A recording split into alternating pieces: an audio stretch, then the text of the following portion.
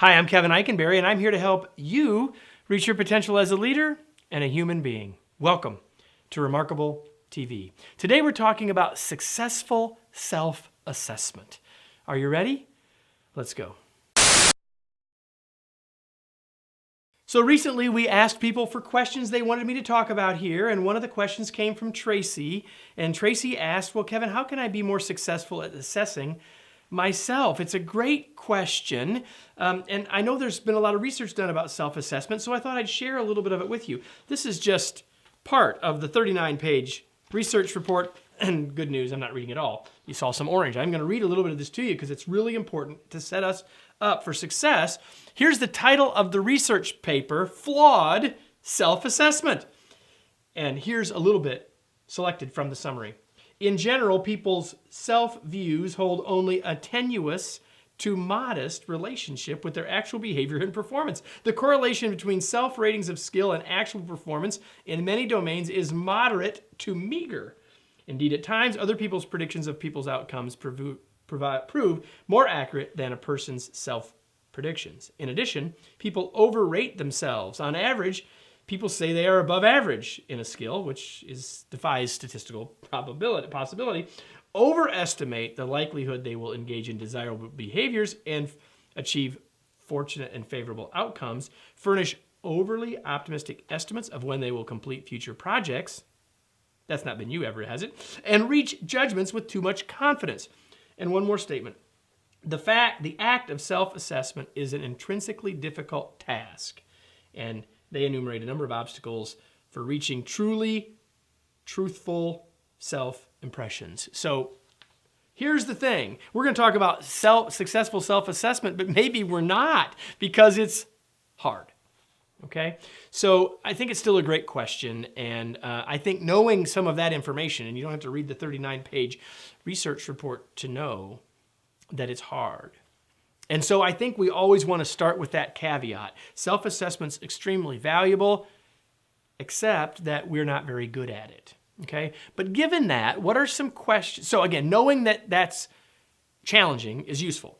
Then what questions can I use if I'm going to self-assess myself that might help overcome some of that or help me get a little bit better at it?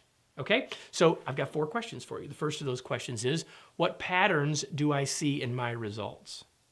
So I'm asking you to self-assess by looking backward and say, what patterns do I see in my results? In other words, what kinds of things seem to go pretty well for me?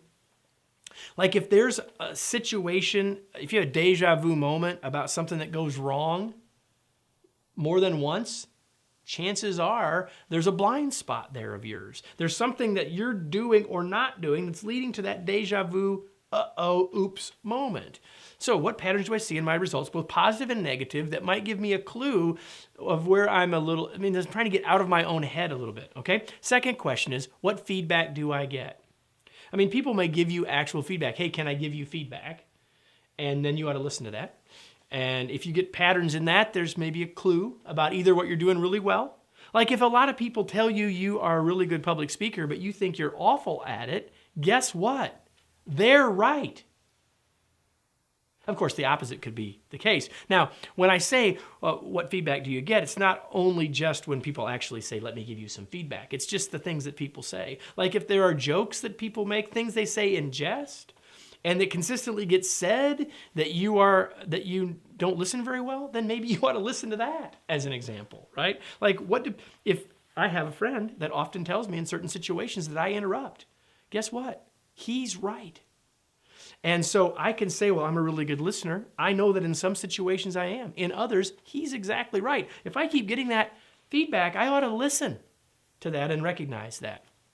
Number 3, where do I disappoint myself?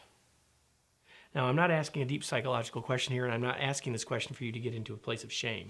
But if you listen to what we heard in the summary of the research, is that we tend to overestimate our efforts. We tend to overestimate ourselves. And here's what really is going on, because I've read a lot of this research over the years. Here's what's actually happening is we assess ourselves based on our intention, when the rest of the world assesses us based on what actually happens. And so where do we disappoint ourselves? If there are things where we continually say, man, I wish I'd have done better at this, or I wish I'd done better at this, we might want to change our self-assessment, because we might, looking forward, say, well, I can do that, I can do that, I can do that. But if you're not, then what's the real assessment, right? So I'm not asking the disappointment question to make you to feel guilt or shame, but to help you clue into where maybe some opportunities. And here's the last one. What would grandma tell me? Well, and for you, it may be grandma, maybe grandpa, maybe somebody else. The question I'm really asking here is, what would someone else say that knows you, but that isn't you? And maybe grandma's not a good one because she may be biased positively, right? So that's really a metaphorical question more than the actual person. Maybe it is your grandma, maybe it's your grandpa, maybe it's somebody else. Someone that knows you, what would they say? Because if you can just even guess what they might say, it might help you improve your own self-assessment. So though you use those questions, I think you'll do a better job overcome some of the bias. But if the research is right, and I believe it is, self-assessment's probably not enough. So we can do those things to do a better job of self-assessing, understanding our blind spots, but there may be some other things we ought to do on top of Tracy's question about self-assessment. And 3 things for you there. Number 1, ask for feedback. So you might be getting some, but I'd say ask for more. Ask people to tell you how you're doing. Do it regularly, do it willingly, ask it openly, listen to the feedback. You don't have to take action on every single thing you hear, but if you hear patterns, it's worth knowing, isn't it? Okay, next, get a coach. The coach may be the person that gives you feedback.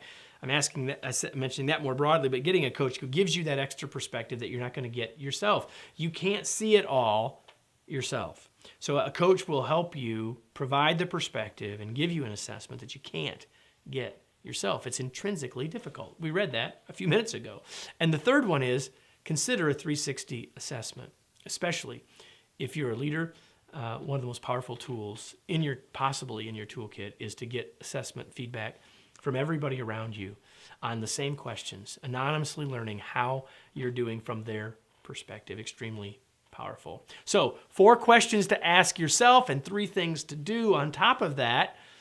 And with that, let's close with today's tweet. Self-assessment is important, but remember, our assessment will always have blind spots. So I mentioned before I finished this idea of a leadership 360.